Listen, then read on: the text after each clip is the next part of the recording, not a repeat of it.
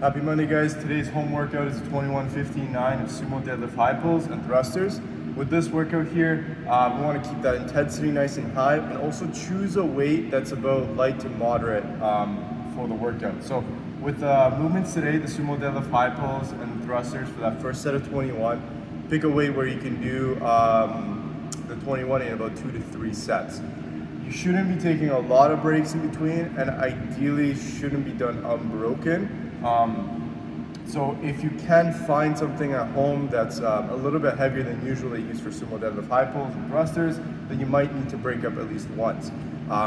Even if you want to double up your dumbbells or whatever you use 2 objects this time for especially the thrusters here. Sumo deadlift high pulls, you might need to play around and find something else that might be a little bit heavier, whether you use like a jug of water or a paint can. If you can fill it up with something, you can make that just a little bit heavier to meet the intent of this workout. So 21:59 of this, guys. I would say try to finish this underneath 10 minutes. Not that many reps, so we want to instead keep our intensity high, the speed nice and high, to be able to finish below 10 minutes here.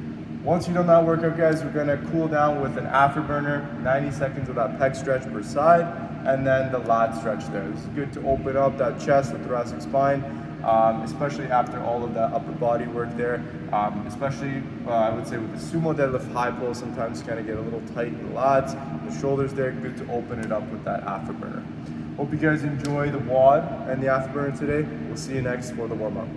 All right, so for today's warm-up, guys, we have the 60, 45, 30, and 15 seconds of Russian twists, alternating gorilla rows, and kettlebell swings. So as we go down in those intervals, I want you to increase your intensity, go a little bit faster to increase that heart rate.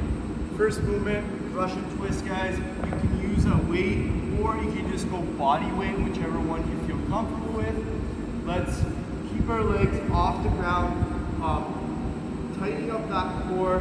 Hands can be linked together. We're gonna reach over to the opposite side each time, really trying to twist at the trunk as we do that movement. Make sure you're not reaching for it. I like to link my hands together and really try to keep them straight as I do them. Then that really pushes me to twist my trunk as I do that Russian twist.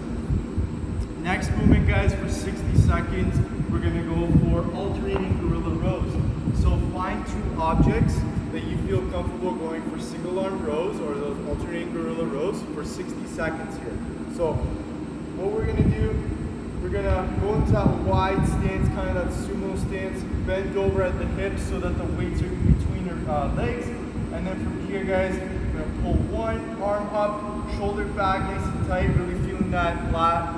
Then we're going to alternate with the opposite. And we're going to go for 60 seconds of as many reps as we can in that 60-second interval, guys. Next movement after that, use one of your weights and we'll go for kettlebell swings. So squat stance here, back and chest up nice and tall, hinge at the hips, drive that weight straight overhead. As you do those kettlebell swings, guys, really think about your breathing, start to link that up with your movements, and again, use it as a cardio movement to get your heart rate up during this warm-up. Next interval, you're gonna do those 3 movements again, 45 seconds, then 30, then 15 seconds, and increase your intensity as you go down, guys, in those time periods.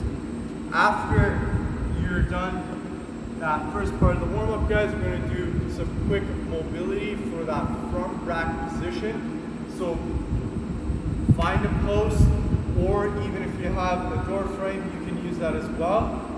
We're gonna get our elbow, so this meaty part of the tricep, onto the post like this, and then we're going to push our body, so this part of the body here, guys, so that lat, where it connects all the way up into that arm. I want you to get it close to that post, holding that for 60 seconds. You should feel a stretch in that tricep, in that lat as well. You might feel in the back of the shoulder a little bit, but we're gonna go for that 60 seconds, play around with it. You don't have to stay static. As you're in that position, you can also try to move your hand out to the side a little bit, twist, externally rotate, internally rotate, play around with it. Really try to get a good stretch out of that front rack. That will be the warm-up for today, guys. We'll see you next for the movement standards. Deadlift high pull. So today I'm going to use a kettlebell. You can use a barbell. You can use a dumbbell holding onto the one head of the dumbbell. Either way works. I'm going to get into a sumo stance, so my feet are going to be a little bit wider than my squat. My hips are going to hinge back. My shins are going to stay straight in the air, and I'm going to make sure those shoulders are nice and flat. From here, I'm going to start by pushing with the legs. I'm going to squeeze my butt nice and tight, shrug the shoulders, elbows come up. I want my hands a little bit above that collarbone to finish the movement. So again, hinge the butt back, lower with the legs, push with the legs, squeeze my butt. Use that momentum to drive my weight up. If you guys feel comfortable, you can start stringing them together. So I'm squatting down or deadlifting down as the weight comes down.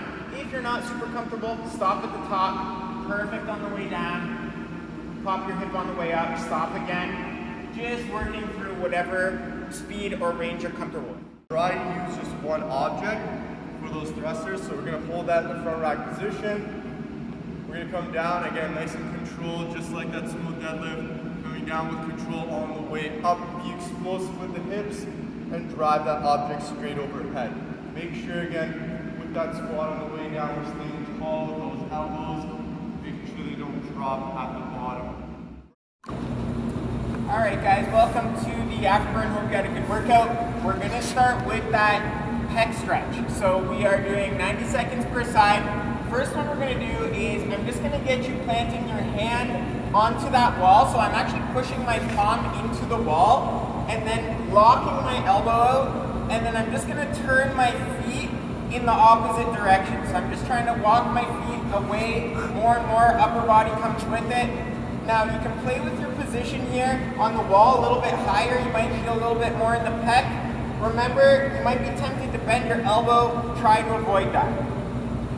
90 seconds per side on that. Then we're gonna get into a lat stretch. So for the lat stretch here, guys, if you have a tennis ball, lacrosse ball, any type of ball will work here. I want you guys to think about working that lat right where the kind of on the outside of that armpit, back right underneath the shoulder, and you're just gonna put that lacrosse ball into that area of the lat, and you're gonna lean up against that wall. You can go try to play around with this position where you're leaning more into it. You can twist a little bit more onto the back of that lat, or you can go a little bit down the lat, and also add movement. So I find whenever I find a spot that's a little bit knotted, I add a rotation in that arm and shoulder, maybe do a press, back and forth, and you're just gonna fish around for areas that feel a little bit uncomfortable. We're gonna get uncomfortable here. You can also try this one on the ground. I prefer the ground actually more than the wall. So try both, see what one feels a little bit better. And remember, when you find that spot that kind of seems to take your breath away a little bit, remember to breathe through it. Thanks guys, and we'll see you tomorrow.